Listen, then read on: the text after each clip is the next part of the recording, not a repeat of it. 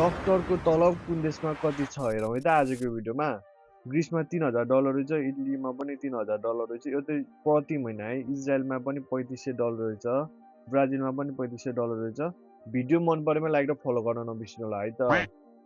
अनि लिबियामा $4000 रहेछ प्रति महिना, ओमानमा $4100, कति धेरै हो $4100 भनेर धेरै ठुलो रकम हो। आयरल्यान्डमा $4300 रहेछ, स्विडेनमा $4500। नेपालमा चाहिँ डक्टरको तलब कति छ कसलाई थाहा छ कमेन्ट गर्नु होला है त। नर्वेमा $4700 रहेछ प्रति महिना डक्टरको तलब, नेदरल्यान्डमा पनि $4700 रहेछ, साउथ अफ्रिकामा $5000, यति धेरै त छैन होला। जर्मनीमा पनि $5000 रहेछ। तपाईँलाई चाहिँ सुई देखेर डर लाग्छ कि लाग्दैन कमेन्ट गर्नु होला है त। साउदी अरेबियामा पनि $5000 रहेछ, सबमा $5000 छ नेपालमा बाहेक हो क्या। कतारमा पनि $5000 रहेछ, जोर्डनमा $5000, डेनमार्कमा $5800। यो भिडियो अलिकति लामो होला जस्तो लाग्यो, भिडियो मन परेमा पार्ट 2 भनेर लेख्नु होला है त।